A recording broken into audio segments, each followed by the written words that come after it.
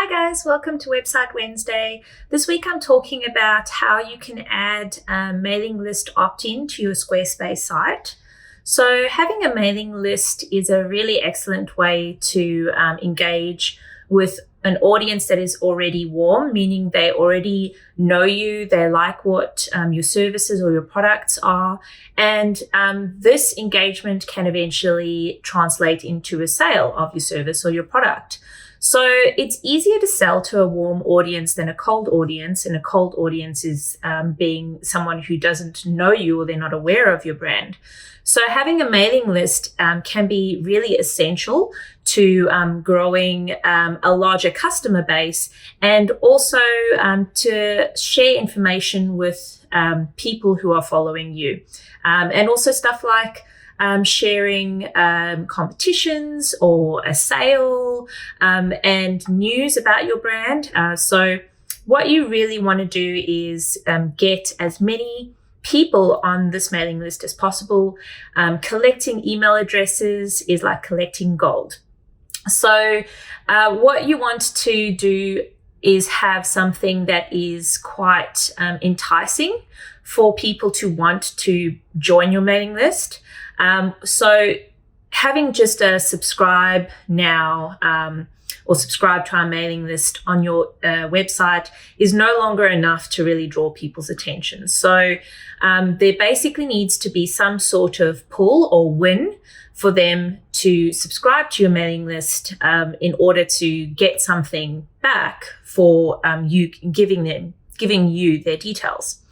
So what a lot of people do is they have like an ebook with some great information to share. So it needs to be valuable content. So something that if the person subscribes, they're going to get value out of what they receive from you. So an ebook, it can be an entry into a competition. It can be a 10% discount off your first order, anything like that actually adds value to the customer so that they can subscribe, and you can encourage them to want to subscribe to your mailing list. So if you're looking at Squarespace, you'd be wanting to add a newsletter block on your site. So as I've spoken to you guys about before, is pages are arranged in a bunch of blocks. So there are other blocks like type blocks, line blocks, spacer blocks. So what you'd be looking for to add the opt-in would be called a newsletter block. You add in your newsletter block. You can also style the newsletter block. It typically takes the fonts that have already been input into the design styles, but you can style up things like you can change the color of the fonts. So if you go into your design styles and then you click the newsletter block, it will show all the style settings for the newsletter block. So you can change the color of the button, you can change the color of the headline font, and you can also give the full newsletter block itself its own background color as well. So there's a couple of styling things that you can do to make it stand out a little bit more. So like adding the color in the back to make it pop on your page. So when you're adding the newsletter block, you have a couple of options on how you can actually gather your email newsletter subscribers. So Squarespace provides you the tools to collect the data, and basically the data is collected and then sent over to whoever your mail list provider would be. So when things are sent into Squarespace from that list, not anything really happens within Squarespace from there. When it's collected to your mailing list service provider, that's where it all sort of gets gathered and gets collected. So if you want to do anything with your mailing list, or you want to send a newsletter to your subscriber list, that would then be sitting with the platform that you've chosen to use for your mailing list. Now, there's a couple of different options you have with mailing lists. And how to collect them.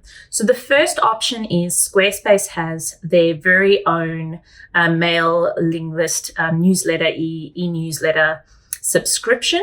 And if you're on a personal plan, you can actually use the newsletter block and use the Squarespace Campaigns to create your newsletters. So Squarespace Campaigns does have a monthly fee. You can manage Squarespace Campaigns within your Squarespace site under the Marketing tab, under Campaigns, and you can create some really nice newsletters for your customer base. It's probably not as advanced as something like MailChimp, but it's a really good starting point. So if you haven't actually started with a mailing list provider or a CRM provider before, Squarespace might be a good option for you, because that means that the design consistency will work quite well with your website, and you can share content very easily, like your blogs or products. It's quite seamless, and the whole overall aesthetic of it looks very much aligned to your website as well. So you might want to look into that as a starting point. If you need a lot more technical functionality, like a lot of auto responses, and you're going to get into some really in-depth stuff with your mailing list, maybe Squarespace might not be the best right now for you. Maybe you might want to look into something like MailChimp. But anyway, if you are on a personal plan with Squarespace, you can give Squarespace Campaigns a try. And I believe you get 4 free mail campaigns that you can use. So even if you want to just try it, you get like 4 free trials for it to send to your customer base before you have to actually go into the subscription for it. So that's the first thing that you can link up as your connected provider. The other one is MailChimp. Now, this would require you to be on a business plan in your Squarespace plan if you want to link up MailChimp. So MailChimp basically is one of the most popular email subscribed programs out there, and there is a direct integration with Squarespace. So it is very easy to integrate it. Basically, when you integrate it, you just need to log in with your details and make sure that you connect the list that you want your subscribers to go to, and it needs to be an empty list when you first start it. That's very important because you might get some glitches otherwise. The third option is using a Zapp with Zapier. So if you're on another mailing list provider like MailerLite, Campaign Monitor, you can actually integrate that by using Zapier and creating a Zapp so that it links up to your other external mail provider. So once you've done that and you've linked up your list, you can start to gather email subscribers. And then if you are going to use a download, so if you want to use a download after they've subscribed, you can actually put that in your post subscription message, which is on the last tab for advanced. So what I'd recommend you do is you write your text into the post mail subscriber, and you just put thanks for joining or thanks for subscribing, whatever copy is relevant for you. Click here now to download. Select that copy as and create a link for that, and then upload your file to download. So that means you don't have to mess around with creating an automation for your email and having something that's sent via email to the subscriber. That basically means that once they've hit that subscribe or sign up button, then that message pops up straight away, and they can click that and download the ebook or whatever it is, the code. You can create the discount code within that text, and it will be all there for them already once they've subscribed, and no more additional work for you in the back end afterwards. So that's everything about newsletter blocks and how you can add them to your website.